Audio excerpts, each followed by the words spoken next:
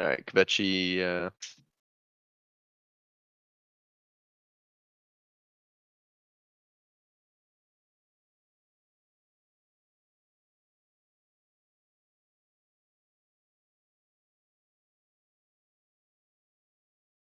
Hello, everyone, and welcome to the continuation of LHYNX Division Gaming League, the first VR chat-based competitive gaming league ever.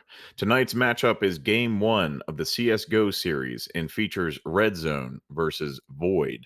I'm your shoutcaster, Kvechi, here with my co-shoutcaster, Zammer, and we will be calling the match as it happens live here on the official LDGL Twitch channel. The live stream will also once again be managed by the league's co-owner and manager, Mahidrian. Shout out to that beautiful man for all the effort and love he has put into this independent project. It wouldn't have been what it is without him. Rosters of the participating teams will be displayed shortly as we grow closer to the start of the match. Tonight's match setup is inspired by ESL Pro League rules and regulations. Tonight's first map is Mirage, as selected by Red Zone. Void picked CT side in rebuttal. This should be another extremely exciting stream, and we're thrilled to have everyone here in the community participating and watching together with us.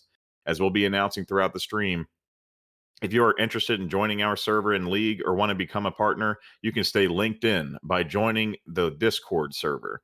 The server link is also featured on our social media platforms, including the About section of this very Twitch stream. Or you can type !Discord in the Twitch chat and follow the link there.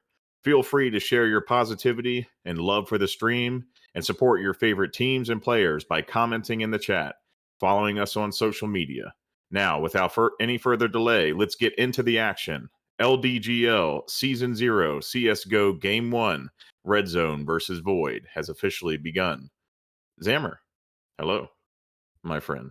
going on, Kvechi? You always give me props for the introductions, and I have to say, you're not too bad yourself. Probably better than me. Appreciate it, man. I appreciate it. And, apologies to everybody watching. We are obviously running into some issues getting the first game set up. CSGO is a little bit of a complicated game to, set up for private lobbies for competition. So we're working through the growing pains of that. Just a reminder too that this is a test season, and we're kind of trying to get that muscle memory for these things, so it runs very smoothly when we get into the official season 1, season 2, and beyond. Yeah, I totally agree with that. Again, can't emphasize that enough that season zero is like a test season. We're here to practice everything and really make sure we're getting everything right for the upcoming season. Season one should be an absolute blast because hopefully everything goes really smoothly and we will have fixed all the kinks and smoothed everything out. So it should seem a lot more professional and engaging and entertaining when the next seasons come around after this season. But like you said, we're trying to figure out the bugs with this game right now. Now, you know, fill me in on some CS:GO stuff. I mean, I'm familiar with the game. I played it for a hot minute, so I kind of know a little bit about the game, like the objectives of it, and the players and the weapons and everything. But like, is there any specific overview that you can give about the game, like your best overview of Counter Strike Global Offensive? Sure. Yeah. I mean, just to kind of get into the nitty gritty of how we have set up this match here for the LDGL Gaming League. We have a best of 3 match, and it's first to 16, so it's up to 30 rounds. Um, that where the teams will compete on bomb plant. So there's A site, B site on the range of maps that we have selected for them to compete on, and it's hardcore action gunplay, 5v5. Generally what you'll see is you'll see people prioritizing ops to cover long chokes, and then assault rifles to challenge people on site to push in and plant the bomb and then defend that plant, and then also on the CT side to re-secure site, retake, and defuse before it blows up and ends the match. Another thing too, you'll see a lot of people using smokes to cover off those long points or long chokes so they don't get shot by an op as they're running across to get to the bomb plant or the bomb site, so that the enemy team doesn't just push up for free. And some of the amazing plays that we'll see is people shooting blind into smokes, maybe getting a collat or maybe just getting a kill in general is something wild and amazing to see if somebody has their timing down and really just has a lot of muscle memory from just raw tenure playing the game. Um, and mollies too. I mean, you'll see people bouncing Molotovs off of crazy angles to kind of splash down and create fire around like a small choke in a hallway where normally players would push up to kind of take in an angle and come in through spawn or some disadvantageous position for the defending team. So all in all, I mean, the game is exciting. It's slower than some of the like Overwatch is a fast game. Counter Strike is not a fast game. You take your time. There's an emphasis on not making noise. There's trick plays. There's rotations. There's a lot of tactical thought that needs to go into really creating an opportunity for your team to be successful against a defending team and vice versa. Yeah, okay, I would say that's an excellent overview of the game. I feel really filled in. Now, something that we were talking about earlier was the presence of money in this game and how weapons actually, you have to pay for weapons and materials throughout the match. How much of an emphasis do people put on money, and how key is money in a game like CS:GO? So you're going to have to manage your economy if you want to continue through the match. Have your team um, have assault rifles or have guns that are good for mid to long range engagements. And then you can also prioritize pushing your money, keeping a pistol or maybe a submachine gun to give another player that is a massive threat with like an operator, the sniper rifle, to hold long choke points and get early kills. Because if you can get a pick early, I mean, that immediately puts you at advantage. And if somebody's on like their heel and they keep losing rounds and their economy is starting to suffer, you'll see people either buy in for one another, buy guns for one another, or to save. So, I mean, there'll be times in the matches when they're playing where another team will have an amazing economy. They'll all 5 have assault rifles, and then the opposing team might just go in with straight pistols, maybe try to get an early frag or an easy pick and pick up a gun and build off of that and try and take the round. Those rounds are pivotal. If they can win off an economy round, that team has immediately put themselves back in the game and gotten their momentum back. On the flip side, I mean, if they get forced into an economy round and they continue to lose, or maybe they try to go for a risky play where they pick up a submachine gun and they lose anyway, I mean, it can really spiral out of control from there. All right. Well, there you go. Another excellent overview of the economy of CS:GO. Another quick question with that. Every individual in CS:GO has access to the same weapons, assuming that they can afford them. Now, does it make sense to have certain players on a team if they're better with certain weapons, stick to those, and other players have other weapons, or is it common to see the same weapon used throughout the whole team, or what's the situation with the loadouts between teammates? Right. So they're mostly the same weapons. I mean, on counter-terrorist side, Oh yeah. you have like a standard like assault rifle and then some alternatives, submachine guns and pistols, and then the operator. And on terrorist side, you also have an assault rifle, but their AK-47's a lot different from the M4. Like Hmm. those guns act a little bit differently. The AK is extremely notorious for being a one-shot headshot, but the spray pattern itself, once you start to get into the third, fourth shot from the AK, just kind of becomes an effort of skill against entropy to like really control that spread that comes out, that pattern, so that you can be as accurate as possible, get out the most rounds as possible to increase your chances of killing somebody.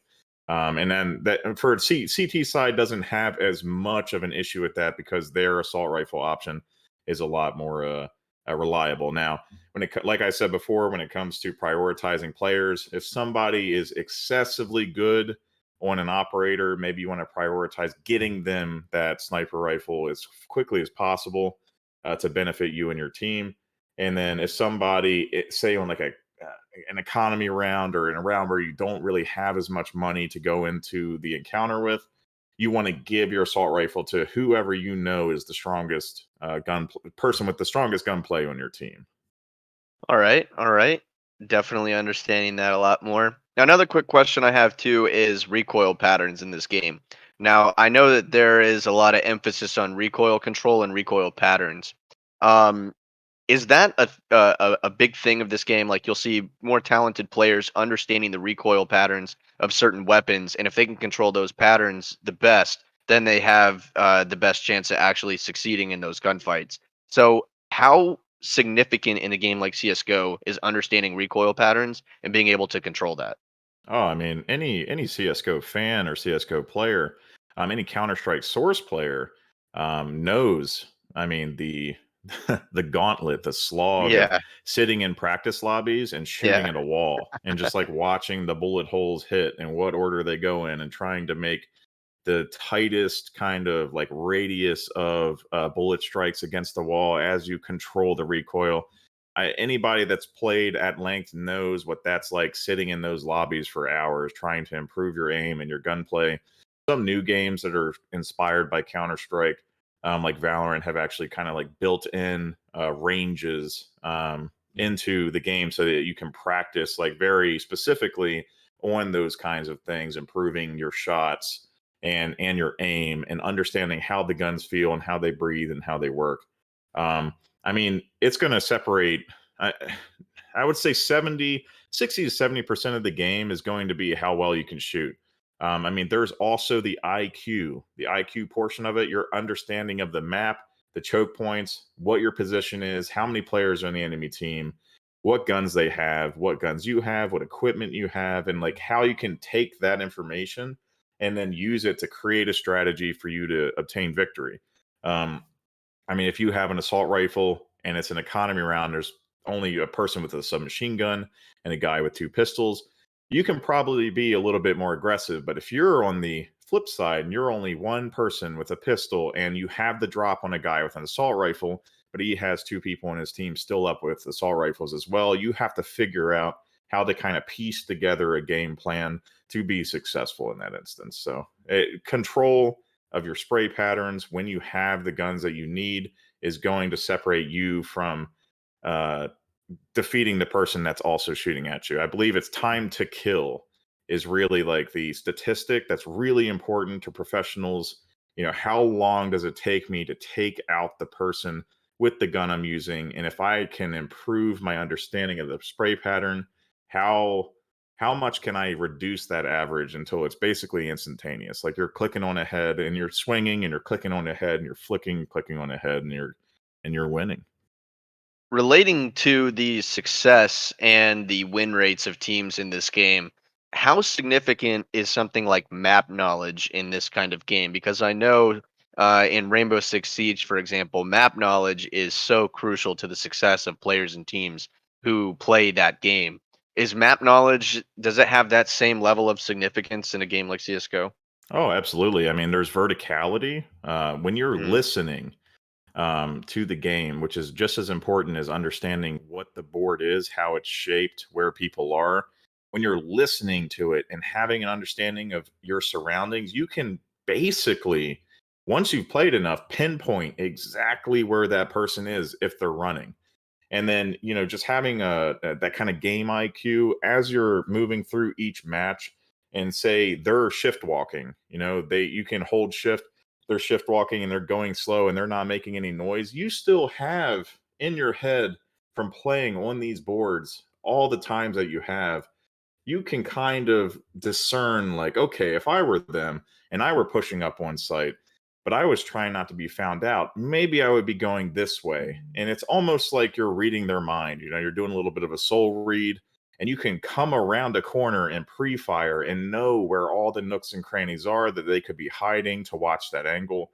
I mean, it is imperative that you have an understanding of the board and what you're playing on. Absolutely.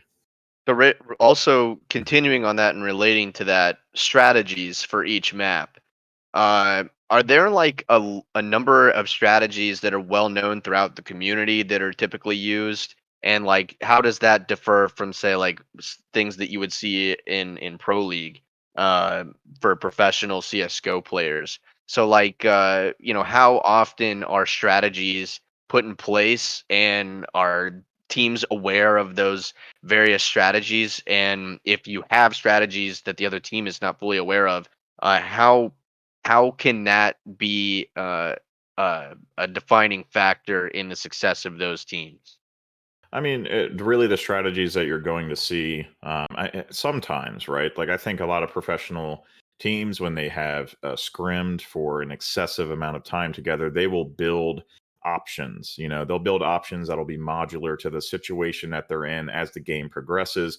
So they can pick certain loadouts or pick certain guns or put equipment on certain people depending upon where they are in the game.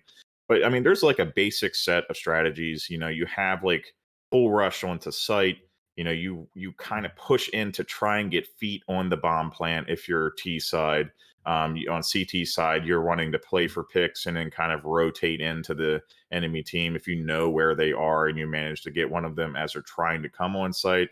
And playing for picks in general is also a great kind of a strategy for teams that are evenly matched to find an opening, because once you take out a member of the team, and it's a 5v5 match, the other team is immediately at a disadvantage.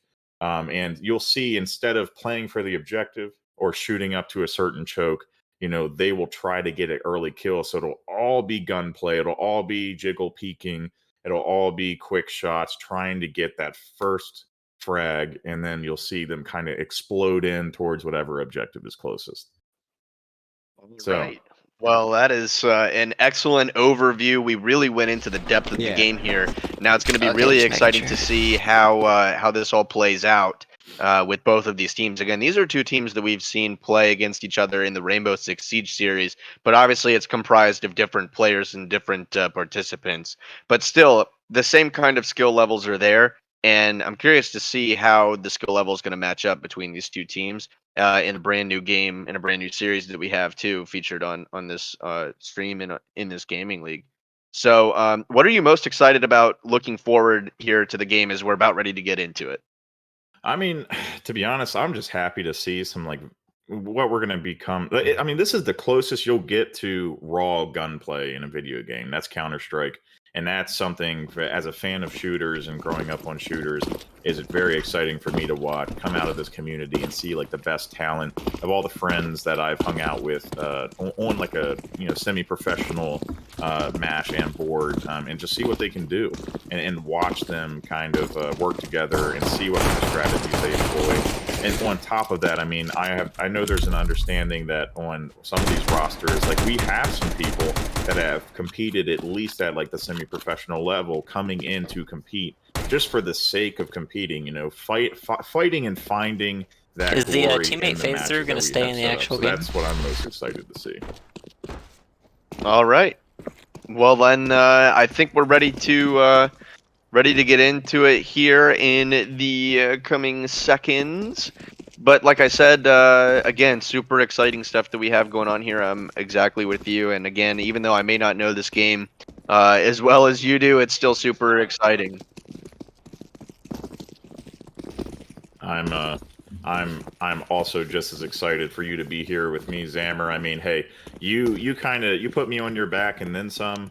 I think you put me on your back and then inside of your backpack, and then inside of a backpack, like a smaller one inside that backpack for Siege. Oh my God, man! Like it was. I could have done much better on that, and I'm growing as we go. But I appreciate the comments, man. And I watched the last stream with you and Drift. I think you guys did an excellent job calling that Overwatch game. So I think we're in for a real treat here between you and I for this CS:GO match. So we are ready to get this thing started. It's going to be Team Void against Team Red Zone in the first ever game of the Counter-Strike Global Offensive series here on the LHYNX Division Gaming League. It's going to be a lot of fun, and I'm going to turn it over to you, my man, Kvechi. You are going to call the majority of this game because you really understand what's going on. Hey, brother, listen, as we progress through these matches, you'll come to understand that it's just shoot them in the head and you win. If they before they do, that's it. You got to get the drop on them. So with the gunfights, yeah, I'm excited too, man. But we can see that obviously gunfights are super important. But how often are people going to stick to the strategy of actually getting the plant down and defusing? Oh, I mean, that's it. It depends. Like I said, they'll probably spend a lot of the early rounds kind of feeling one another out first to see like how strong they are on peaks, on long, and if they find themselves getting head tapped or they find themselves really getting lit up before they can even kind of get like a foundation or a foothold, maybe that's when. Oh my goodness! And I mean, right here we're seeing massive trades at the beginning, huge damage coming out from blue team. Oh my, again, that was an amazing shot from window down from the bomb site for the CT side. And we're seeing another trade long hallway. CT. You can really see just a lot of gunfights just right off the bat. Yes, and then that's it. CT with the win in round one. Yeah, I'm kind of blown away at how fast that was. There wasn't really much time given to feel out the round. It was just immediately run in on site and let's trade with our pistols and get into the thick of it. So it looks like Team Blue is going to be Team Void, and I'm assuming that's the color orange. So we'll have Team Orange is Team Red Zone. So that makes it a little bit nice because Red Zone, red is, or I'd say orange is some kind of variation of the color red. So that makes it a little bit easier. Derivative. Yeah. So Red Zone is terrorist side and Void is CT. Oh, another great shot there by. Now I've seen this map a few times. I've seen a few maps. I know that. Oh man, what is the map that is like extremely common on CS:GO that a lot of people play on? Dust. Yeah. Dust. Yeah, Dust. That's right. Dust is the one. Wow. CT with another win. My Just goodness. domination. Yeah, Void coming in actually with the MP9. Just a submachine gun round right at the beginning. They came in and really just did a quick cleanup. So we can we can see got some frags. Go ahead. Well, with the application of the economy, it's really starting to be seen right now as everybody's starting to change up their weapons. And I'm assuming that obviously as you move into the submachine guns and the assault rifles, the ops, the better your chances are of going to be winning those gunfights. Yeah, for sure. And I mean, you can see here that we have a couple pickups of the Galil on the red zone side. It's going to be and a helpful assault rifle, unless Loot Hunter just double headshot running up on the bomb site. My goodness gracious, what an incredible shot by him. They're trading hard. NACL goes down. Somebody with an off. Oh my god. And there you go. The assault rifle. Massive headshot there from Lid. Again, CT. Quick cleanup. So it's just been all gunfights. I really haven't seen a lot of play by the terrorists. I guess that's Team Red Zone really not trying to move on in and really get plants down. It's just been a lot of gunfights here in the first couple of rounds. Yeah, Void has a lot of momentum here, honestly. It just seems like they're trying to prove me wrong at this point. I mean, they were just full sprinting in on bomb plant, throwing frags, Really? and then getting into the gunplay right at the beginning. This is not slow paced at all. And it was not what I was expecting. I would say that there's really just been a ton of emphasis on the gunfights here in the first couple of rounds, and I really think that this may be a trend that we're going to see continue throughout this match. Wow, yeah. Seems to be Team Void's strong point. Yeah, for sure. I mean, their aggressiveness is to be feared for sure. I mean, they're establishing themselves as extremely confident players, and they're not shying away from any encounter. No, I saw a Lit crosshair, and it kind of looked like a javelin missile screen, so that was pretty interesting. I mean, generally, you'll see like small crosshairs because you don't want to distract, and you want to be able to focus as much as possible. Void being the last frag there on Kasami Reason. Red Zone goes down. Another win for Void. So not necessarily applicable to this game. I just have a quick question about the knives and the skins. So is that a big thing in CS:GO? I really think. I mean, I've seen people pay like thousands of dollars for these kinds of knife skins and stuff. It's just a big deal. Yeah, very common to see certain skins, especially knife skins and stat track skins, go for hundreds, if not thousands of dollars on the Steam marketplace, and then external marketplaces as well. It's a very common thing, and I mean, I know some people that would flip those skins, and they would make a huge profit off of it. Look at this, Kasami Reason actually kind of looking for that wall bang. I mean, you'll see shots like, wow, massive trades from NACL and Ninja on Void side, taking down 3 of the Red Zone players. A 4th X-Homer goes down as he gets a headshot. Meep, huge snipe on ROM Secrets. It's just madness. It's complete chaos. And we can see that it looks like it's a player from Team Red Zone that's got the op that's trying to take everybody out with a sniper, but he seems to be pinned back here. Ooh, he gets shot off, though. Oh, another great shot. Around. Lit goes down. Meep does peek him. Just missed the clutch, but just like that, he got it down to a 1v1 real quick. Yeah, you'll see people with ops flick around close quarters and get kills like this. It's common. Loot Hunters did a strong Ferrari peek there. He kind of ran out far. It's a great way to avoid Lit's crosshair is just very powerful. I'm slightly intimidated if I'm just completely real with you. All right, we're seeing them rotating out towards B site. Red Zone coming through mid. Void responding somewhat. 2 players still remaining on B. They're going to look for some easy trades. ROM Secrets with a strong double kill. Get some extra damage with his USP. Unbelievable. These guys came to game. Of action there. Yeah. Oh my goodness. Brutal kills too, Counter-Strike. Which is starting to see a lot more use of the snipers too. Wow. Yes. Fun fact.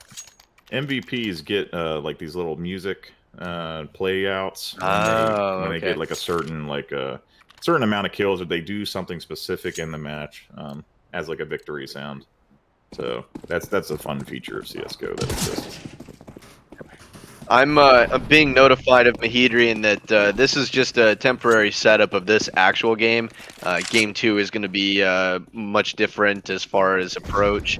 Next game, the next game next week is going to be much different in appearance and approach and everything. So again, just be patient with us, and we appreciate your understanding with all of this stuff as we're getting through this match. But we can still see it's still very exciting, fun to watch, and it looks like Team Void is just continuing the domination over Team Red Zone, something that is very common that we saw in the Rainbow Six Siege series, but now it's carrying over into CS:GO, and Team Red Zone's going to have to try and battle back here if they want to get any close to beating Team Void in this match. Yeah, you can see that they're taking their time. They're definitely slowing up. Like, they don't win the immediate aggressive. Oh, we see a flank, though. You can see Team Void has a player coming up on Red Zone's flank. Oh, Lit takes down X Homer. They have to respond, and Rain Ruby does. Guns down Lit with that MP5. Very good. Now we're in the 4v4 situation. Another quick gunfight, just like that, 4v2. Yeah, you'll see two people gun toss to try and distract and create an opportunity for them to run out and trade, but it doesn't always work. ROM Secrets was not fooled. My goodness. This is 7-0. We see some incredible skill on display right now. Team Void definitely has a roster filled to the brim. So, quick question about the changing of sides. Does that occur at any point in time in this match? Yeah. So changing of sides, I believe, occurs about 15 rounds in. So it's at the half, and they switch sides. But at that point, if you're at the 15th round, so then it'll be if it does somehow get to 15-0, then that means that the CT team will then convert to terrorists, and they'll get at least a round to try and win on the match point there as terrorists. Correct. Lit just tried to Zeus someone. That did not work out for him. Correct, though, yes. So you go 15 rounds, and then there's a switch side. You have to win one round on the opposite side. That's where a lot of arguments come out for certain boards being CT or T sided. So if you start CT or you start T, like some players will, say that certain boards kind of favor like a certain position, whether you're defending or attacking. It's easier to take the bomb plant sometimes, that kind of thing. So if you're Team Red Zone, what's the approach here? Obviously they're struggling on the gunfights against Team Void.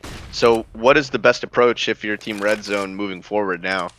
I mean, right now, looking at what they're doing and how Void is responding to them, they really need to prioritize pigs. Wow, huge peak there on Simsy. My goodness. They need to play for picks. They need to play slower, and they probably need to split up a bit on each site so that they can pull Void apart. Because if Void's all clustered together, I mean, that's all their talent in one place. They probably need to convince Lit to change his crosshair so it stops doing psychic damage to me whenever it comes up on screen. There's just a couple strategies I think that they could try out. But honestly, I mean, Void is demonstrating that they have a very, very strong, understanding of this map, the things they need to do to catch a victory. Ninja, as you can see, Sensi, Red Zone not really able to respond. Rain Ruby, great a flank there, taking down ROM Secret. Meat following up on NACL. So it's 3v3. It'd be best to try and also play sight if you can. Try and really get that plant down as soon as possible and throw off Team Void. Yeah, but I mean, they've been trying that for the first 8 rounds, and every time they do, they get killed in the chest. So. Okay, I see. Yeah. Rain Ruby, great kill on Loot Hunters. 3v2 situation for Red Zone now. Feared. Yes.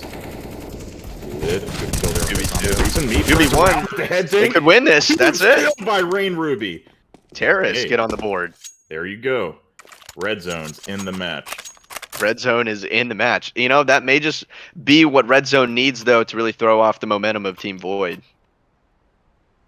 Yeah, I mean, that is what we need. And you know what? This is very common, too, in Counter-Strike and games like this that are kind of like tactical, I don't even know what you call it. Very slow-paced, aim-based shooters like this. You'll have a team sweep up 7-8 rounds, and I mean, I'm sure every CSGO player in chat has won 15 rounds and then lost the game because they just swing back with all the momentum. Yeah, that is crazy to think about, though. There's truly very little things than experiencing that firsthand. Loot Hunter's massive kill on Meat. I know. I've experienced the lead blows in Rainbow Six, but I can only imagine by losing 4 times as many rounds in one game, and these games can last a long time, so I can only imagine the frustration there. Yeah, I'm enjoying watching this, though. It's interesting to see how Red Zone's kind of adapting. It's a 2v2 game now. They got the plant down. The Kasami reason's not in a good spot, choked up behind that van. Yeah, and ROM Secrets takes him out. So how much time after the bomb is planted do they have to defuse? You know what? That's a piece of trivia that I don't know off the top of my head. That's a really good question. Hold on. I know in Siege it's I think it's like around around 40 seconds. They have 7 seconds to defuse. It takes 7 seconds, or they have 7 seconds. So Takes yeah, 7 seconds to Zammer's defuse actually it. So. talking to like the ghost in his head right now. That's right. Yeah. Sorry. Yeah. I'm talking to my. Yeah. It may seem like I'm just talking to myself. Yeah. That's exactly what's happening. It's not like I'm here with Mahedrian or anything. Yeah. No. Yeah. It's the voice in my head, and we're at disagreement here with the time and stuff. Oh man. 10-1 now is the score, and Team Void has got a commanding lead over Team Red Zone. Again, so if you're Team Red Zone, is it just trying to win these gunfights? Is that just the best option at this point? Well, it doesn't really seem to be working out for them. I think they really need to. At this point, they can't take on head-on gunfights. They need to try for maybe flanks, plants, like rushed plants. Maybe is it best to stay together? Sites. That's another. No, well, so they could fake a site push, maybe sacrifice one of their players, and then rush in on an opposite site to get that plant down. Because when they're defending, then they have Void at a disadvantage as much as they could. Now, are bomb sites? Let's just say on this map, are bomb sites placed on opposite sides of the map? Give or take. Yeah. Okay. I mean, they're always they're not sides. relatively close. So like Siege, you have the bomb sites right next to each other, but in this, they are like further away from each other. No, basically on every map you'll have bomb sites separated by mid or like the middle section of the map. So you'll have to incorporate rotates into your strategy to kind of get from site to site, and that's for both. That's for both sides, CT or T side. Okay, I see now. So now we're in a 3v1 situation, Nice 2v1 shot. situation. Great shot. You can see how powerful and useful these snipers are in this game. Yeah, the op is to be feared. Absolutely. Now, are they the most expensive when it comes to economy? Absolutely, yes. And sometimes, like I said, you'll have players prioritize buying the op out. I don't think Homer saw the Void player there long. This is going to be 20 seconds of... I mean, really, Void, what they could do is they could just wait Homer out at this point. Oh, and Homer! Massive kill on Ninja as he jumps up and headbutts his bullet. Very interesting.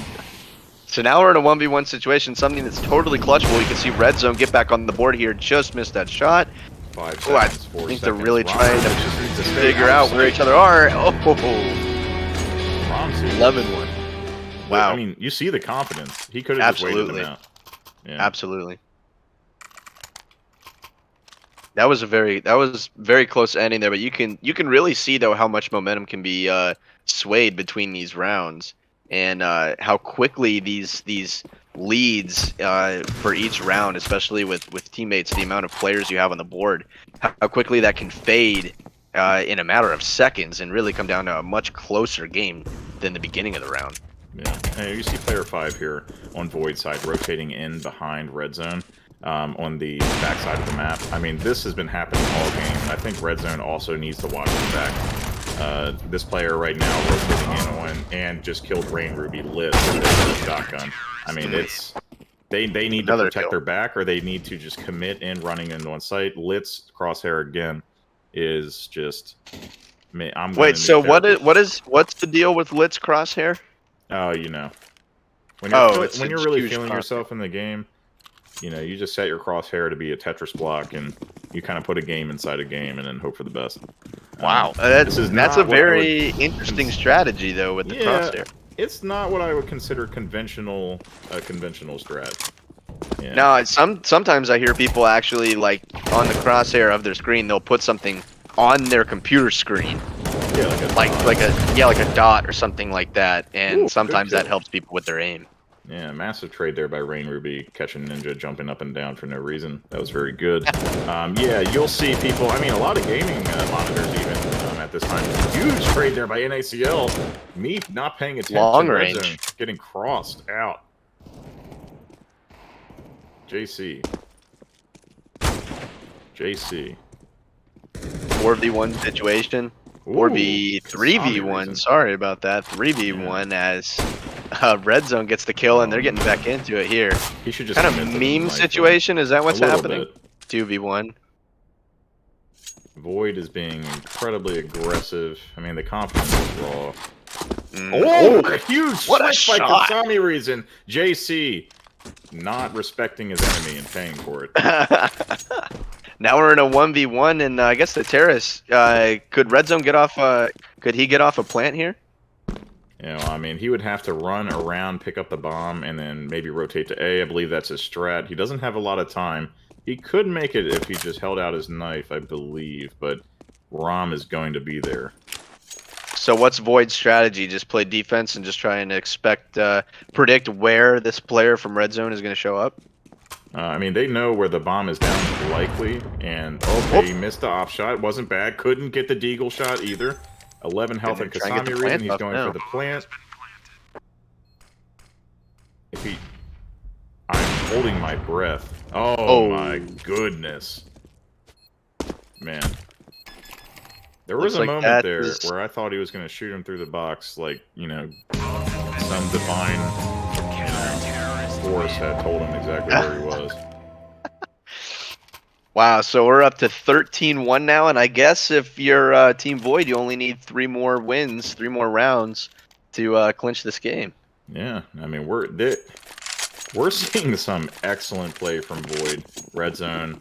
I think Red Zone is taking the L hardest again when they're getting swung up on from behind. I mean, that's really where they need to watch themselves.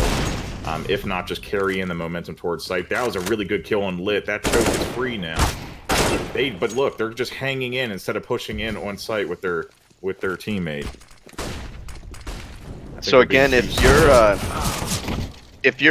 again, so I guess it comes back down to the gunfights, and we could really see actually a solid push on this bomb site though from Team Red Zone, and this may actually work out to be in their favor. We'll see. But I can see the effect of all the smoke grenades in trying to just really make it difficult. Massive kills by Rom Secret. Yeah, kill feed there, and wow, just like that, Team Red Zone is cleared out. But I was saying that we can really see the importance and significance of just smoking out that area to really cover your location and just try and make it difficult for the other team to actually understand where everybody is.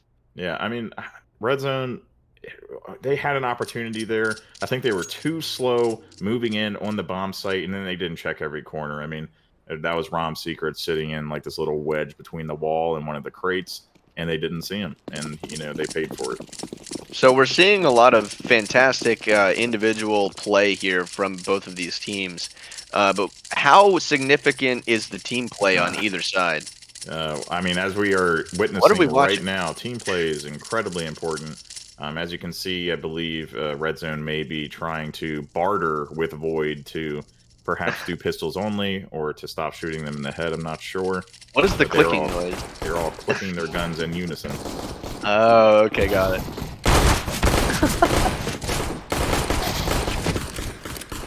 Alright.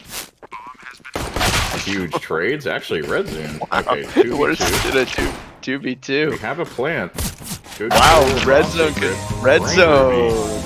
Wow. No, sorry, Team Void. I totally forgot. Switch sides. So Team Void is now the terrorist, and Red Zone is counter-terrorist. Okay, so one more win here for Team Void, and they get the game. Yeah, I mean, and rather handily. This has been... it's a strong performance by Void. They have... they've either been playing together excessively before this match, or just know this game inside out. They're doing an amazing job. Huge trades here. I mean, Void's just running in, no fear. Takes down 3 of the Red Zone players, 2 left to defend and try and retake. Rain Ruby and Meep, great job taking down JC and Loot Hunters or Shioka. Fighting back. But they got the bomb plant down, so that was Void with the plant. So now I guess Team Red Zone is in the hot seat. And Ninja has a Negev, so that's unfortunate for Meep, I think. We'll see how he can try and do this. It's a Negev hold. Oh my. Wow. Wow. Huge. That's it. Headshot. And that's the game. That is the game. Game number 1 is going to go to Team Void in a very dominant game we just saw. Again, very commanding win for Team Void over Team Red Zone. We're gonna take a quick break, but really quick, your thoughts, just very fast, on what we just watched, Kavechi. Well, I think we watched some. I don't know. We watched some extreme bad manner, for sure. I mean, honestly, I haven't seen something like this in quite some time. Apart from that, I mean, Void, obviously the dominant players and the dominant team in that contest, and we'll have to see how Red Zone responds in the second match as we move on into the next one. Absolutely. Well, thanks again for all that great commentary so far, Kavechi. We are going to be right back after a quick break. We're just going to go into an intermission here and get things set for the next upcoming game. But thank you, everybody who's tuned in so far to the stream. Again, if you want to be a part of the Discord, type exclamation point Discord in the Twitch chat, or you can go to our social media platforms and follow the Discord link on all of those as well. And we hope that you continue to participate, be involved in the community. We really appreciate everybody staying and watching and just being involved in everything we have going on here. But we're going to take a quick break, intermission coming here, and we will be back very soon. Thanks, guys. We got a bit of a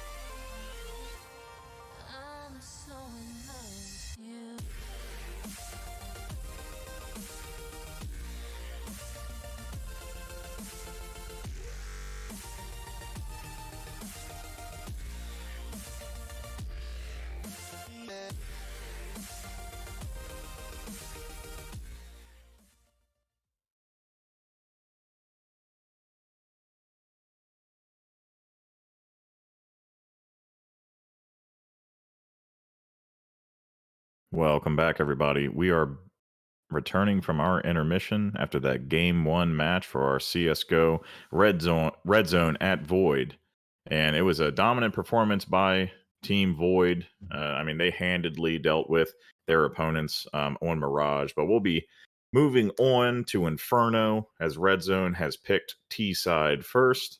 And hopefully they have kind of discussed with one another a strategy to deal with. Yeah, I mean, just the excellent gunplay and decision making by Void. Some of the weaknesses that we've seen will hopefully be addressed, and we're going to get right back into the action. And Zammer, I mean, yeah, what do you think about that first match? What we saw? Well, knowing what I know about CS:GO, I would say that I totally agree with you with the gunplay of Team Void and how that was definitely a very strong aspect of that team's play.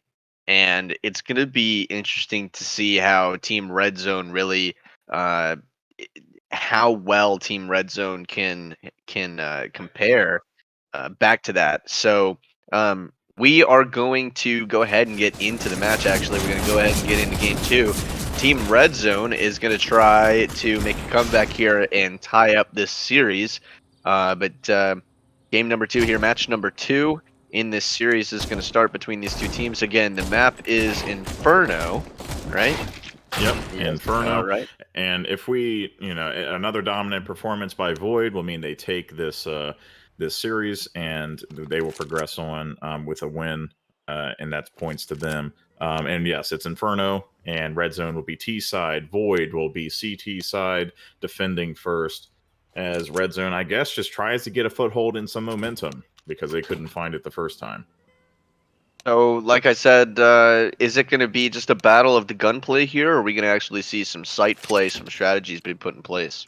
I, I mean, at this point, I really think that something that worked for them was getting on site, clearing their corners, and not really giving Void the opportunity to entrench themselves so that they could take angles on red zone as they approached.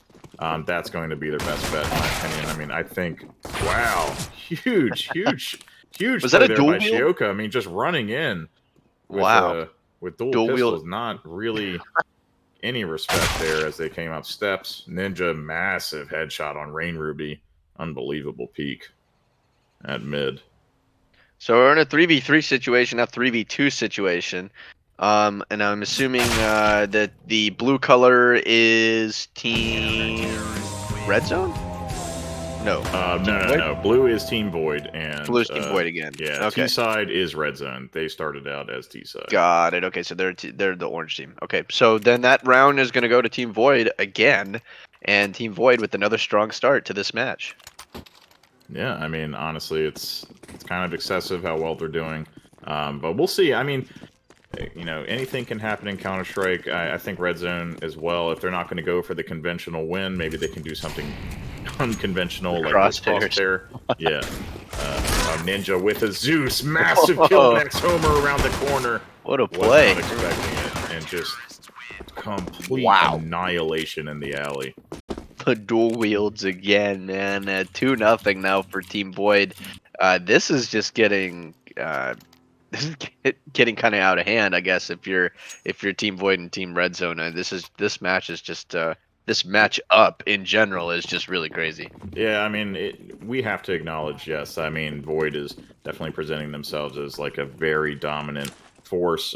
Red Zone, I mean, has an opportunity here in this match to try and get some foothold, but we'll see if they're able to kind of make that happen for themselves.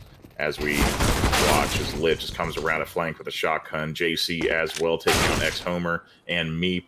Simsy responds though, good headshot there at the Mac 10, and Rain Ruby 2 on Lit. So some avenging plays, 2v2 2v2. situation. Yep, Yeah. evened out. This Rain is Ruby? uh this is totally possible to try and clutch up and win as we may see a potential gunfight coming into play here. Now the gunfire Shioka. obviously is going to give away the position of that player, right? Yes, and Shioka did a really good job there of jumping to fake out and draw the gunfire so he understood where the player was. He didn't actually peek, but he knew to, just to confirm their whereabouts. Simsy actually taking the the window angle. I'm not sure if they're going to peek out, though, as Shioka progresses. So if you are the terrorist right now, you're either going to try and what an entry here into Unreal. what an entry into that building. Wow. Shioka is apparently a shinobi, because what I just Ninja. witnessed was about the equivalent of what I would expect a ninja assassin to do when entering a house. That was pretty Adversaries. crazy. That was Yeah. pretty crazy. So again, just to continue my thought and finish it, if you're the terrorist, you're either going to try to win the gunfight or you're going to have to try and get those plants down. So if you're the counter terrorist, you're really ideally just going to try and let that time run down and really put the pressure on the terrorists to figure out their game plan.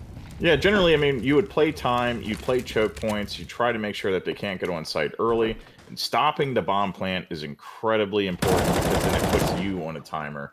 JC taking down Homer. Not sure what Ninja's doing. I think he's boosting him up onto the box. Wow. Neat. Good trade. I didn't even know that was possible. Unreal. We're seeing all kinds of like cheeky little moves here by Team Void. Rain Ruby not able to trade lit. Massive damage. 4-0 now for Team Void over Red Zone, and again, it's just these gunfights that Team Void has been dominant in here. As you can see, they're tossing around all their weapons, trying to make sure they all have the right loadouts. But the use of the dual wield pistols has been something we've seen quite a bit so far in this match. Is that common to see throughout CS:GO? No, I would not say it's common or ever seen. Dobrettas are not exactly the most reliable or amazing secondary to go with, but you know, we're seeing it work here for Ninja as he jiggle sprays down Simsi as if that's such a thing should be possible. Kasami reason though, good shot on Ninja. Red Zone really needs to work on getting kills, frags, so that Void respects them and kind of gets back to the basics, because right now they're sort of just running into each other, battle simulator style. So and it's not panning out in Red Zone's favor. 4v1 situation, and now Rain. Whoa, what a great flick there by Rain Ruby. But 3v1 situation now, and it's just not going to work out as Team Void is going to get another round win. Yeah, insane peak there by JC. I mean, that was a fantastic flick, though. That was a great flick there in that building. But again, just not enough to. Is that a chicken? That is a chicken. It wow. is indeed a Rooster? fowl. Yep. Chicken? Yes. All right. Wow. Are they like indestructible, or are they definitely? Oh no, if you shoot them, they generally just like explode, pop. That's wow. Okay. Feathers, yes. Wow. That is wow. All right. JC well, actually getting burned by the molly. Great use of mollies there by Red Zone to stop them up in that choke point in the alley. Ninja. You can see the smoke there, just chilling in the smoke. To be feared. We're gonna see some gunfights here pretty soon. I'm assuming around the corner. This is also something that I would not consider to be common as in a competitive arena. Ninja blast down Kasami Reason. Good kill by Rain Ruby. Massive headshot. They're going to progress towards B site. And Red Zone has a Negev coming up from behind. They don't want to get held on by that Negev. They have you can no see idea. these angles being held from either team, but wow. And there you go, just like that, taken out. Another win for Team Void. Yeah, Red Zone again is just, I mean, Void is constantly flanking them. And I mean, if you can't respond to that, you're not going to have an amazing opportunity to do much. How do you counter that flank? What's the best way to do that? You have to be quick. Like if they're flanking you, you either have to have awareness, somebody watching your flank at all times, or you have to make the play quick for bomb site so that they don't have an opportunity to wrap around. Because a flank takes a defender off of that site. You know, so like technically they're putting themselves at a disadvantage on the hopes that their players can hold you back in time for theirs to get out behind you.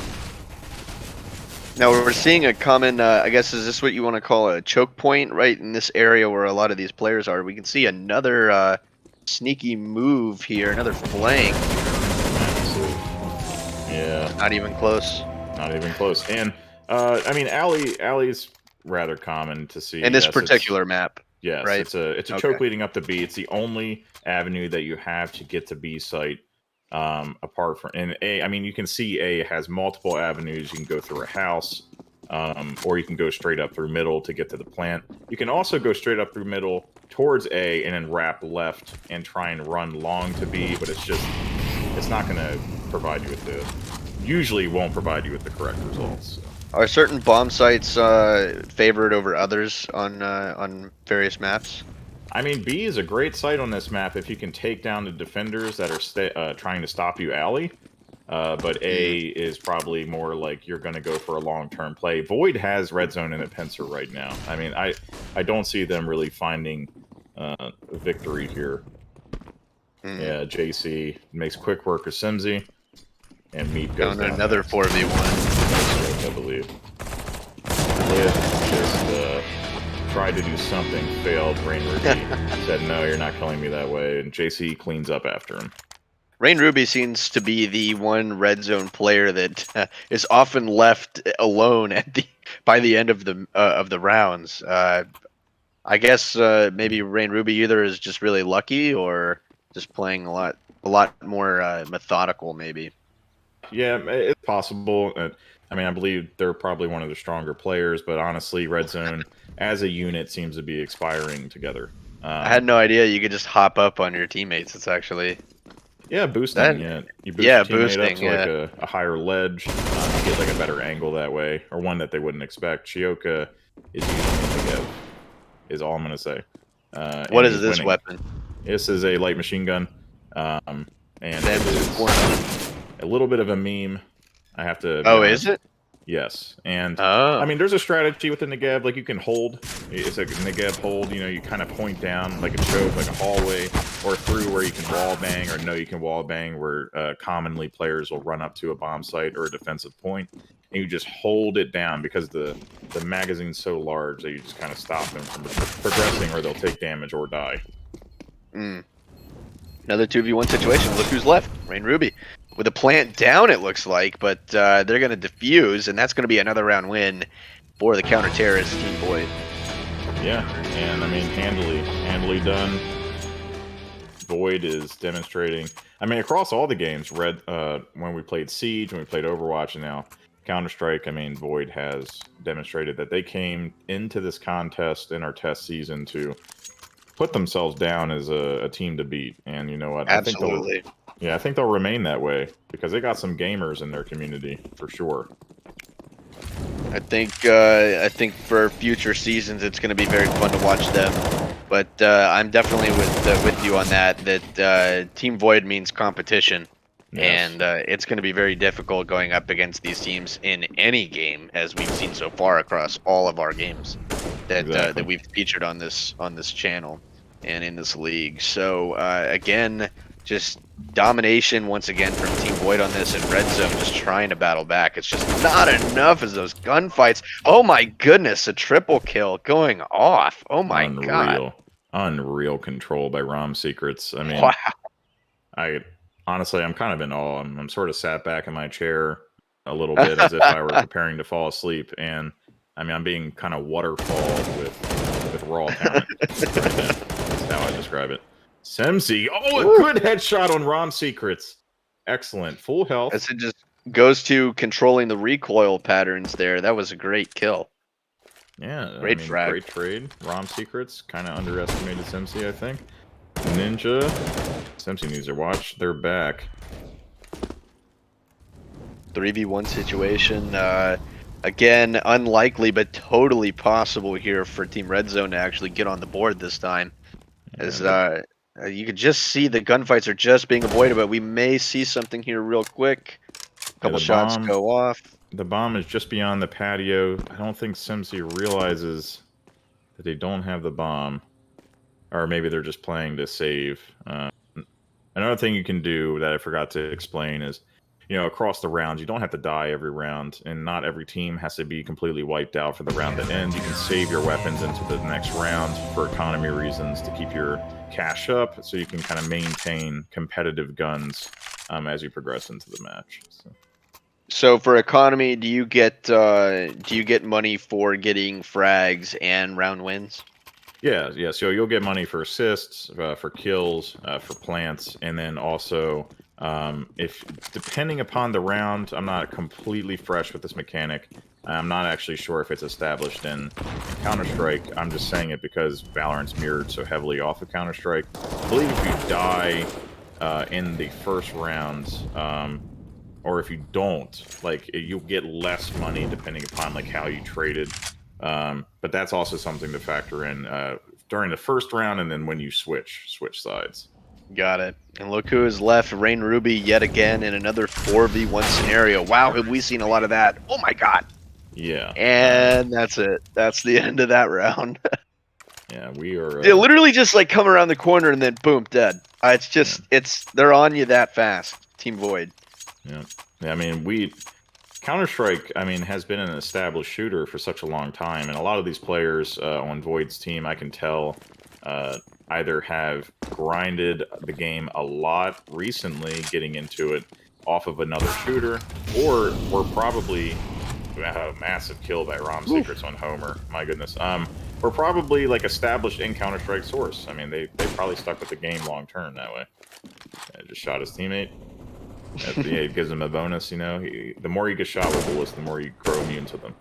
Are there TKs in this game? There are, well, with mollies, I think you'll damage your teammates. Okay. But I'm not 100% sure. It might not be the case. Okay. All right. Well, 12-0 now. Team Void over Team Red Zone. We are approaching the magic number of 16. And I guess if you're Team Void, you just keep playing the same way that you've been playing, because that seems to be working. Yeah, I mean, it's a 12-0 sweep. There'll be around, a match or a side swap for Red Zone to kind of try and maybe see if the defending side favors them more. But at the moment, it was a good shot. He maybe dinked the Void player there that peeked on him mid, so he's hurt. Good trade by JC and Homer. Kasami Reason trades out Ninja, but JC pushes in on Kasami Reason and Simsy. Huge kills! Unbelievable aim. Meat goes down. JC challenging around the corner. Rain Ruby not having much of a response. JC knows exactly where they are. Rain Ruby with the massive flick! Wow. It's 1v1.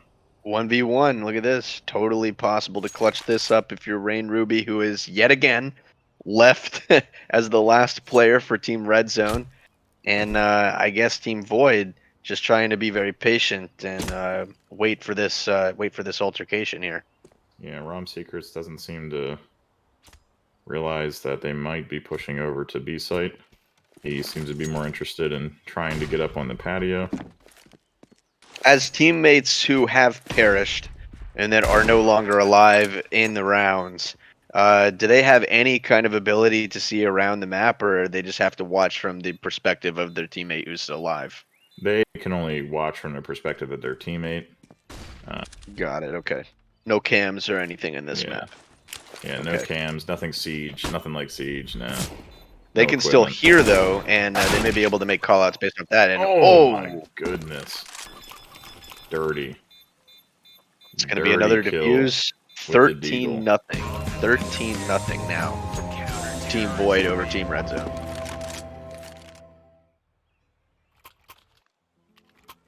Yeah, just domination. Like I said, too, before, I mean, we had discussed before the match even started, Void had come in with a roster that had seen semi-professional play, and I mean, that is not any more obvious than it was than now. I mean, absolutely. Like that chicken is running for its... Oh my god! Disgusting. That chicken just got obliterated. Unreal. That is the kill of the match. Wow. Lit. Rain Ruby with the excellent kill. Super and another excellent does kill. Nothing for Lit. Rom Secrets takes down Rain Ruby. Wow. Sorry, I'm just still just so shocked about that chicken. Oh, Simsy with a massive spray on Shioka. Shioka had no idea what was happening. And thankfully for Simsy. ROM secrets? Trying to... Wow! Oh Getting my fancy with it. goodness! Insane weapon swap. Deagle shot. Whew. So we have one more round of the first half here, and then if Team Void gets this last half round win, then they do have a chance to close it out after that. Correct. Yes. And I mean, we'll see the same thing. I mean, it seems like their Red Zone's favoring A side as an option for their strat, but Void has kind of found that rhythm, and they have three waiting mid, two waiting mid, one building, and it's slowing up. Meat, good kill on Shioka. In the building, they can progress through. They got to be fast. X-Homer gets taken down by JC. Rain Ruby taking down JC in trade. Lit trying to fly for some reason. We see a grenade go out. Lots of trades. Into mid. Ninja being sneaky. 3v2 now for Red Zone. They could win this. They could. They could take a dub. Approaching a minute. 14-0 Team Void over Red Zone. Oh no. Kasami Reason. Oh man, we're gonna see something. Kasami Reason gets the kill on ROM secrets. We did not see it, but I saw the kill feed. Thanks, Mahedrian. Totally missed that. That would have been fun to see. Shout out to Mahedrian for the camera work. We really appreciate you. Red Zone gets the plant down here. Gets the plant. Ninja, good flash. Oh no! With the shotgun, get him, Kasami Reason. Ninja. Oh, barely winning that gunfight. Managed to put every pellet from that shell into their head. Unreal. Team Void now up 15-0. They're going to switch sides, and if you're Void, you just need one more win to close this one out. Again, I'm still with the kill of the match being the chicken. Rain Ruby just showing that chicken no mercy. And that chicken was running for its life. It was. And it wasn't going to go anywhere. Rain Ruby had the chicken from the get-go. I mean, it was destined to happen, it seemed. I think so. I mean, there's a lot of things happening in this match that are startling and making me feel uneasy. I mean, honestly, Void's team is so cracked. Void's team is really as cracked as my elbows can be in winter sometimes. I mean, they are really just showing that they have the superior understanding. Void pushing in one site blindly, Red Zone falling down to two players. Not much remains as an opportunity for them to get a W. Will they get the 16-0? The dual wields back out. Unreal that Ninja does this. And to close it out, the dual wield to close it out. That's going to do it. Team Void with a sweep, a clean board there. Wow. 16-0 win over Team Red Zone. Can you believe what we just saw? Yes, I mean, I was forced to. They really came into this match and said, we're going to show you that we are the dominant players. And they did. There was really no wiggle room whatsoever for Red Zone to have an opportunity to respond. And maybe that's a skill differential. Maybe it was preparation. But, they earned that victory for sure. Absolutely. We'll definitely find out about the preparation, the skill levels here in the upcoming interviews that we're going to have from players on both sides. Again, final score of this match, Team Void 16, Team Red Zone 0, Chicken 0. Just a very fun match though to watch. And just all around the skill level between these two teams has just been amazing to see as well. So again, we're going to take a quick break. We're going to get everybody together for the interviews. We'll be right back. Don't go anywhere. And if you see a chicken, just be nice. Hug a chicken. Yeah, hug a chicken. Hug a chicken. It's all about the chickens. All right, we'll be right back, everybody.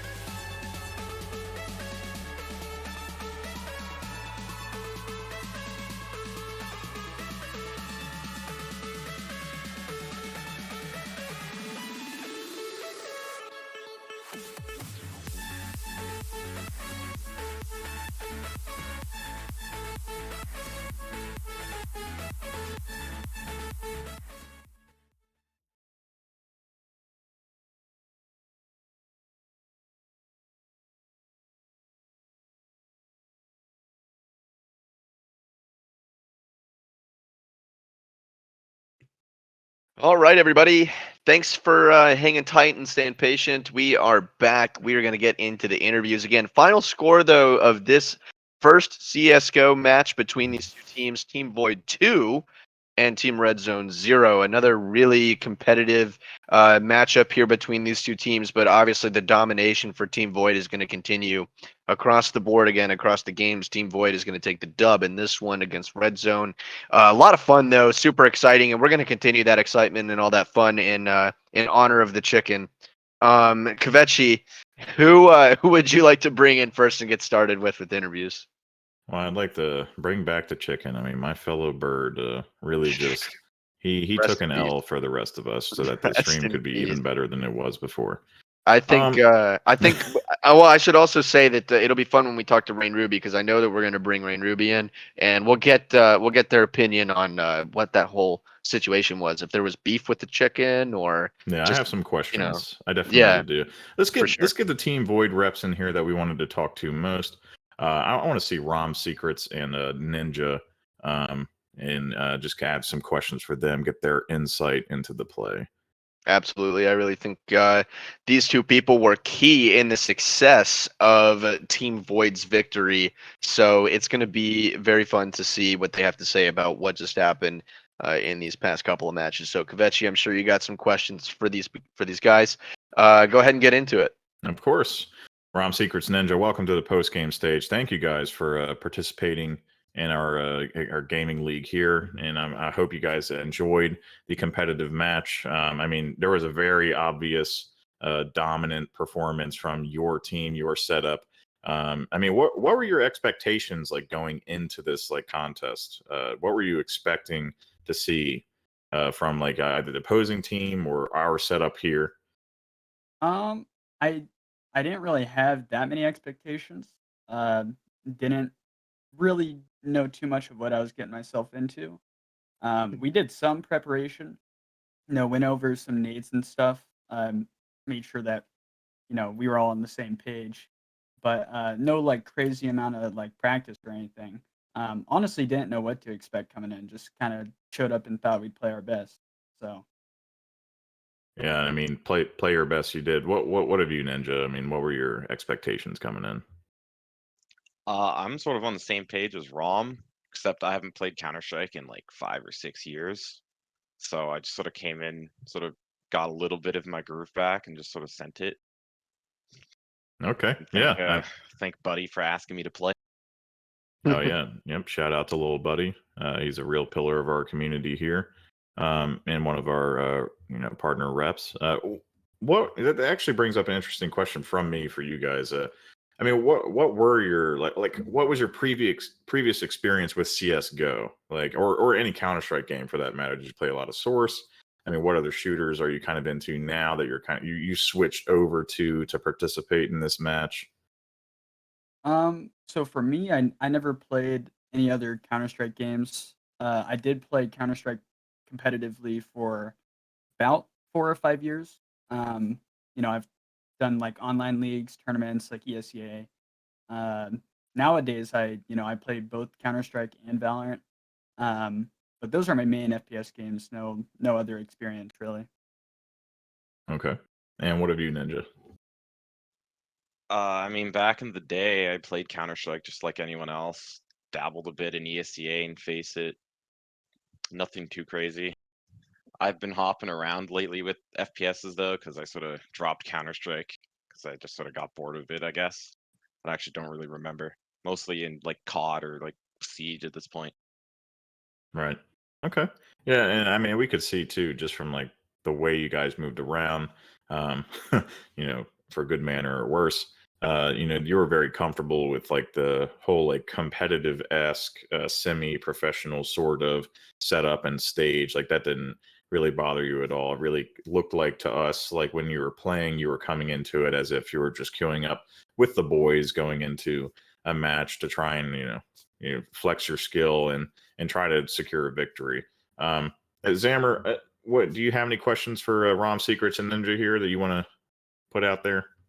Again, I'll just keep it kind of short. I'll just limit it to one question, and both of you guys can answer with your own opinions and your own thoughts. We continue to see Team Void just dominating on this stage and across all games, but particularly tonight, it was a lot of domination from you guys. What do you feel like contributed most to the success tonight for your team? Um, Personally, I think the main thing is experience. Definitely, like playing in a tournament setting is very, very different from just a normal matchmaking game. For me, since I have a lot of experience there, going into a match like this doesn't really phase me, and I think it can phase a lot of people. Like, mindset is a huge part of how you're going to perform in a game.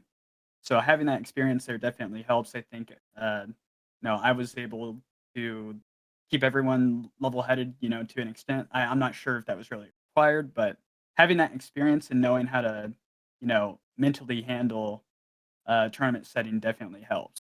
So Ninja, what about you? Definitely don't have that experience. I can't say I'm a pro by any means, but I've been like sort of used to having a bunch of people sort of watch me play over the years of just sort of being on streams every now and again. So like I've sort of gotten past that little bit of a gap, I guess, of being nervous and all that. All It's right. taken some time, definitely though. Yeah, no, for sure, totally understand. But you guys, again, thank you for being here. Thank you for your team for being here and participating in the matchup tonight. You guys did an excellent job, and we're super excited to see you guys in future matches. yeah, I'm for looking sure. forward to it. Thanks for having us. Yep. Absolutely, we will continue to have you. All right, so Kavechi, who are we going to bring in next from Team Red Zone? All right, from Red Zone, we want to see X Homer and Rain Ruby. I have a Listen. question for Rain Ruby, but I'll let you go first. No, please. Actually, I'll let you lead off with your All question. right. Okay. First off, Homer and Rain Ruby, thank you guys so much for being here. Really appreciated you guys participating in the matchup today. We saw a lot of things that you guys did well, some things that obviously there could be some improvement on, but we'll get into the nitty gritty of those questions in just a second. This one is just directed towards Rain Ruby. We saw you in that last match completely obliterate a chicken. And we just want to know what was going through your mind as you approached the chicken, and like, what did the chicken do to deserve that? Oh, you didn't see the grenade it had? It must have just killed my No. side. I thought it was gonna throw a grenade at my teammate, man. Oh, Oh, wow. Okay. Now that is important information because we did not see that, but we did see that the chicken was right there. He was actually running away, and I guess you just let the chicken have it. I totally understandable if the chicken is going to have a grenade and going to try and kill your team, then it's totally understandable to kill the chicken first. So, all right, that was my question about the chicken. So, Kvechi, you're going to have the legitimate question. So, go ahead and get into that. All right. Well, I'm glad we got that all cleared Yeah, up. right. It's very important to know. All right, heading into this, this contest. I mean, you guys, what were your expectations like coming in to this matchup? I mean, what were your expectations first and foremost, and then how did you guys like prepare when you to come into this and to compete on the stage against Void? If you could just give us some insight there. Well, coming into the matches, we did have a very friendly mindset. Of course, we want to win. So we were playing competitively, but we came in making sure that everyone knew some stuff about the game and was comfortable to play the game. So that was Okay. our expectations, just come in, have fun, try to win. And if we don't, we don't. Obviously, we weren't expecting to get 16-0 2 times. But not 2 times, but hey, you did get that one dub in the first match, but I definitely understand what you're saying. But sorry, continue. That's fine. To prep, we did. Quite a few of us weren't really into playing the game, didn't know a lot, so we did prep with a lot of flashes and smokes, and generally learning the map and playing together to make sure that we're comfortable with each other. Okay. And what about you, X Homer? I mean, anything to add to that? Your expectations, stuff that you did to prepare. Expectations are probably the same. Just a little, casual match between the two clubs. Like Ruby said, we'd play together. Practice on comp matches, learn the smokes and the flashes where we could. Obviously, I don't think we were expecting people who played that professionally, and obviously that's like he said, experience is a huge factor in a game like this. Being comfortable in a setting like this is a huge thing. It's totally different to just squat up with the boys on a regular comp match and just go play against random people. Totally different in a situation like this, and at least in my opinion. I mean, yeah, it is what it is. They were just more experienced and higher ranked than all of us. Realistically, I don't really can't really say what we could do. There's a lot of stuff we could improve upon that we talked about after the game, but yeah, I think going up against people that played professionally is just obviously not going to end well for people that play this casually. I can't sit down and play this game for 6 hours a day to prep for this stuff. Right, exactly. It is what it is. You come home after work and you play 3 rounds and then you go to sleep. That's what we realistically could do at most, and it just shows. Yeah, and I think one of the facts that's kind of circulating now about the league and then about the performance here in our test season is that Void has come in and really their expectations, I guess, were anchored up to participating and competing at a professional level for a professional result, or at least a hyper competitive result, right? And I mean, what we wanted for everybody to have as a minimum was to gather up a team to represent their community and then come in and do your best. And that's what we really want to push home the most. Even though we love to see this amazing competitive advantage and this performance from some of the rosters that have been set up by Void Club. We want everybody to be able to participate and kind of get that experience and then build that over season by season for however much you want to invest yourselves into it. So I mean, just building off of what you said, we're thankful still for you guys coming out and competing anyway, and hoping that even though there was a skill differential and that's obvious, you had fun and you were able to at least enjoy the whole shebang of it being live streamed, of having casters cast your gameplay, of participating in something, and that kind of linking the community together in some fashion. So apart from all that, I mean, between like your whole team, the only other question I'd say I'd have, and you sort of answered it, was just like, what was your experience coming in with CS:GO? Like, did you play Source?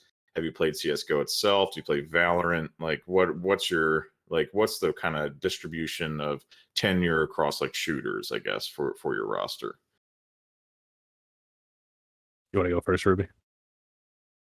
Yeah, I can only speak for myself. I've personally played CS:GO for 7 years, and I played CSS for 3.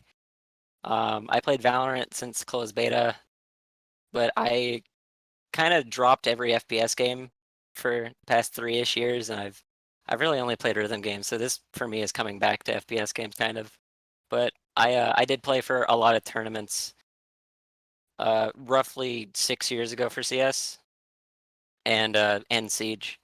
So I have the competitive experience. I don't have the skill anymore, I guess. Well, I mean, it's hot or it's cold or you're warming up or coming straight back into it. I mean, it's never going to be like that 100% or 110% like performance potential, coming back in. But it's interesting to know that, I mean, you even you like on Red Zone side, like have had that competitive professional experience on your roster as well. And whether or not the outcome was the same. What about you, X Homer? I realistically have like no past experience. Like I played CS:GO for a while. Like it was a game that me and my buddies like played in college. We did a few like in-house games with everybody in like the fraternity and all that. Had a few. Did like a single charity event, and that was probably like at the time was probably when I was playing CS:GO the most. But like other shooters, just regular stuff. COD, Apex, whatever shooters that all your friends are playing. I'm not like I picked up CS:GO just for this tournament, just for shits and giggles and all that. Yeah. Not really played it professionally at all. I mean, I'm not really like a main shooter type guy, so this is definitely probably my secondary type of game. Yeah, so I mean, obviously not even close to like what some other people in this tournament could pull off. Right. And I mean, we couldn't expect you to. I mean, but like, I mean, at the end of the day, you guys came in, you played, you put a team together, and you competed. You took a win off of them, and they may have 16-0'd you once, but they couldn't do it twice, and they better remember it, man. So I'm appreciate you guys, I really do, and we're glad that you came out and competed, and we hope you come back and compete with us and continue to play and try to put your best foot forward. If not in CS:GO, then in another game. But we really enjoyed watching you play and casting for you. And at the end of the day, it's for the glory of the win or the fun that you're having with your friends trying to compete and obtain that. So I just want to thank you guys again. Thank you for talking to us. Yeah, no Thanks problem. for having us. Yep, thanks for having us. Of course. All right, Zammer. Well, I would say that was a wonderful interview session that we had with both teams. Most importantly, we got to understand the situation involving the chicken. Yes, But very but good. also, but like you said, it all goes back to just having fun and again making this an entertaining and enjoyable experience for everybody involved. So definitely awesome job with the interviews there, and thank you to both of the teams for participating in today's matchup. Again, it was the first series of Counter-Strike Global Offensive that we featured in this gaming league, so very fun to watch. Watch both of these two teams go at it and have everybody here to experience that. So there's going to be more to experience, though. We're going to take one more final quick break, and then we're going to go into things that have happened, things that are going to happen, and things to be excited about, and things to continue being involved in. So everybody stay tuned, stay with us. We'll be right back after this quick break.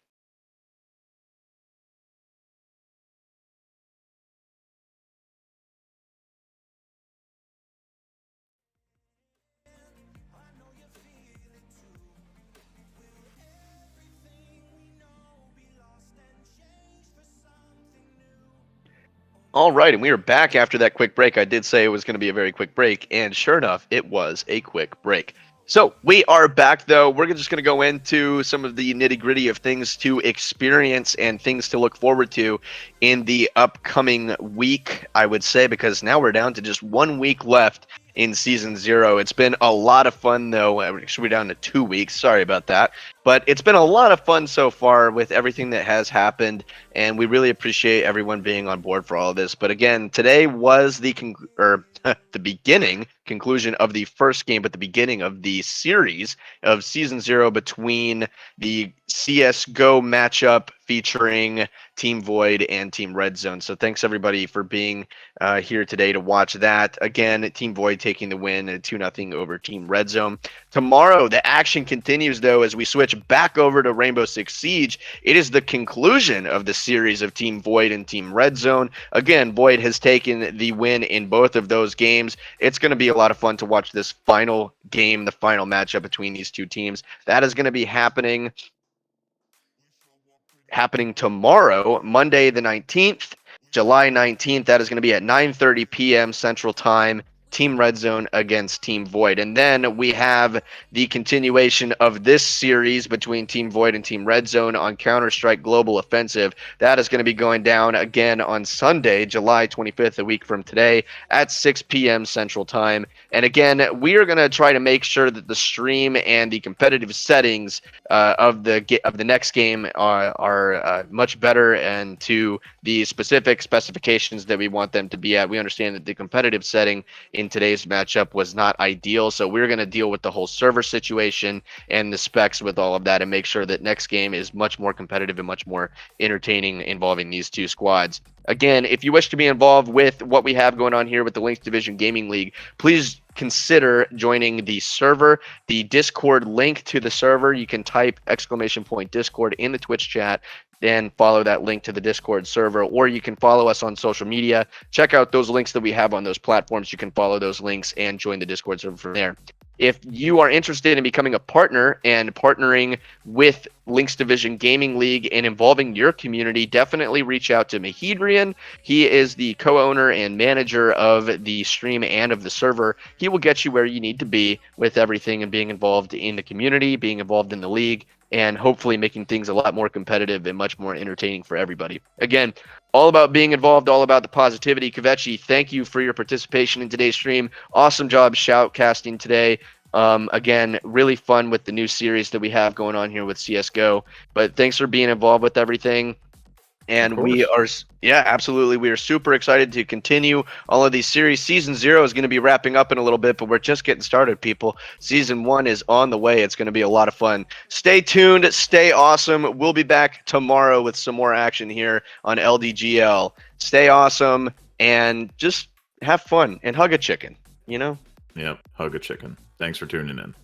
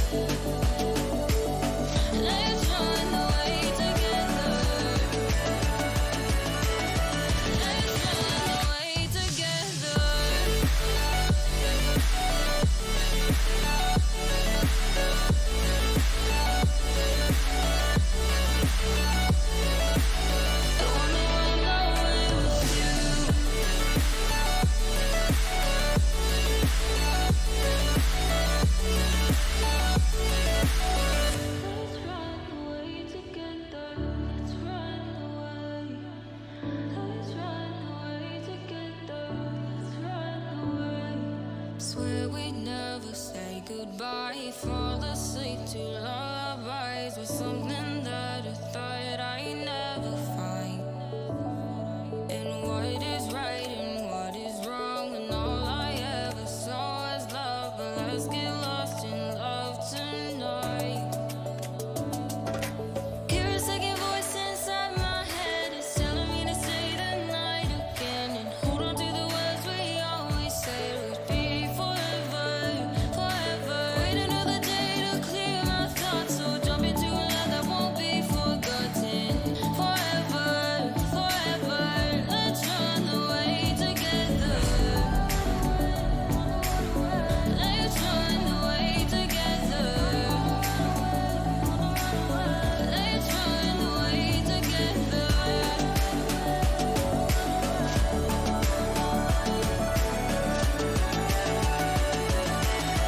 Let's run away together.